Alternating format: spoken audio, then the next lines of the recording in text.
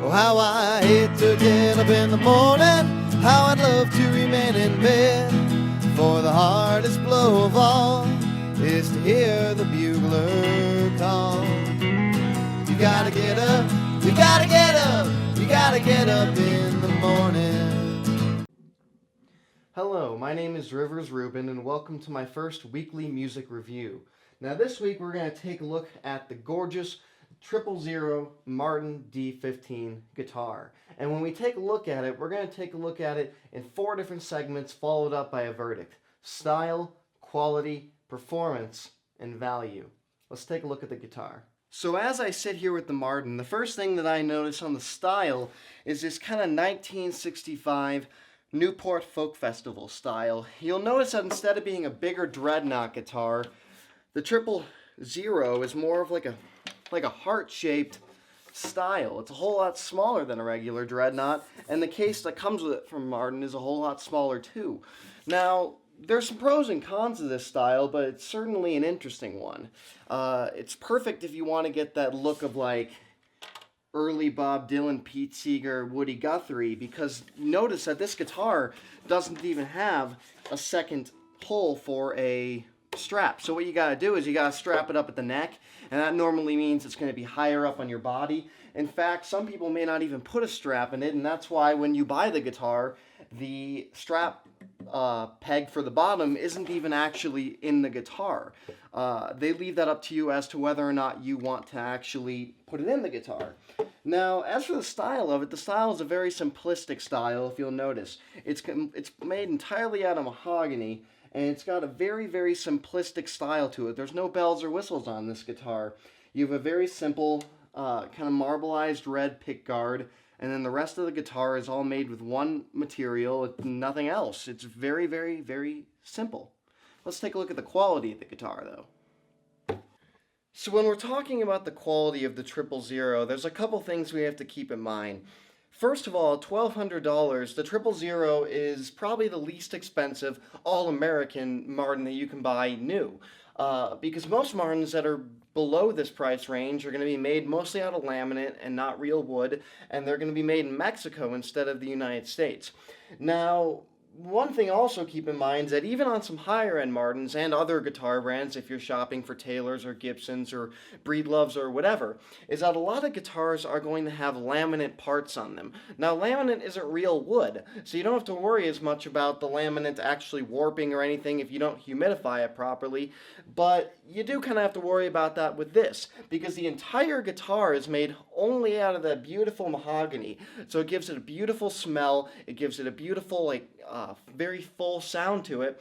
But the trade back is that, since it's not laminate, it's very easy to get humidity problems with it. So if you live in a very dry area like myself, where I live in Colorado, you need to make sure that you humidify it very well, to not hang it on a guitar hanger like I have it in this demonstration right now, to leave it in its case. It's also much more fragile than a laminate guitar or a more heavier build.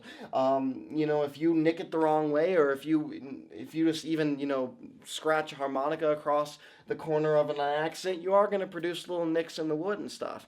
But at the same time, when the guitar is built this fragile, this small, and purely out of that mahogany wood, you're going to get nicks and then you're going to get scratches in it. So as long as you don't drop it and the neck falls off, you're in pretty good shape as long as you take care of it, humidify it, and make sure that you get the correct action for it. So you'll tell that it's all a beautiful mahogany. So another thing you have to keep in mind when you're purchasing the 000 or a Martin of this caliber is that these guitars are normally done with a traditionally low action. Now the reason behind that is because if you have a smaller guitar like this, you're more likely to do like slow, maybe crawl style finger picking, like.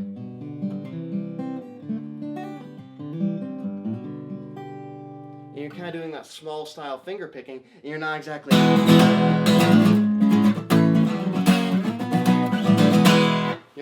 hitting it hard like that. Now that can be a drawback for people like me who do have multiple playing styles that range from one end of the spectrum to the other. So the best thing that you can really do with a guitar like this is that you need to raise that traditionally low action. You need to take it to a repair guy and a luthier, and you need to raise it if you want to play louder, because it's going to get fret buzz, and it's going to get all sorts of problems if you try playing it loud with the setup that it comes with. Now, most guitars, when you buy them new, could use a good setup anyway, so hopefully it isn't a whole lot of money out of your pocket in the first place. However, though, it is a necessity if you do want to play a broad range of different things. Now, when you raise the action on a guitar like this, you're going to notice that as those strings get higher off of the fretboard, it's going to get more and more difficult to play. Maybe even more so than a traditional larger dreadnought, because it's a slightly smaller fretboard and you're raising it slightly higher in order to compensate for that. So the best suggestion I can give is to do what I did personally if you're in that situation, which is I had a luthier professionally raise the action pretty heavily to a area that I was pretty comfortable with, and I had to kind of get comfortable with it because these action on these top frets is pretty high right now. And then what I did was I had to put medium strings on it, because you can't put light strings on a guitar that has such high action because the tension can't hold. So I had to put medium strings on it, and since I don't really like the tension that medium strings puts on my hands, what I did is I switched to that Elixir brand, which kind of has that polyweb coating on it, which allowed it to be pretty smooth on me, which helped with me learning how to play with a higher action.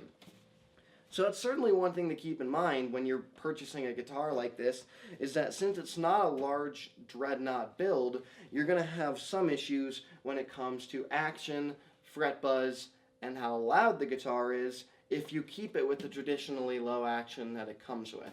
So it's very much worth getting this guitar set up. Now, don't take it that I'm saying that you should not play this guitar if you have a vigorous playing style, because I have a very vigorous playing style and it works for me fantastically. What I am saying is that it is going to require a decent setup. Now, let's take a look at how the guitar sounds. Okay, so now I've switched from my normal boom mic to an SM57 right here. For the quality performance test, I'm only going to use one mic, and I'm just going to mic it, and maybe I'll throw some vocals in too, and I'll do a bunch of different playing styles just so you can get the sound of this guitar. So, why don't we give that a shot?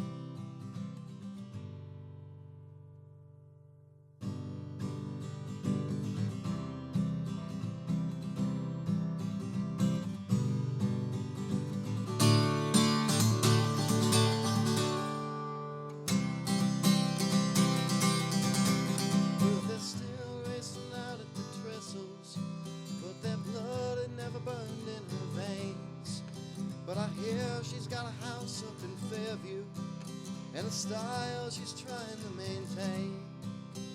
But if she wants to see me, you can tell her that I'm easily found. Tell her there's a darkness neath the Abrams Bridge. There's a darkness on the edge of town. There's a darkness on the edge of town.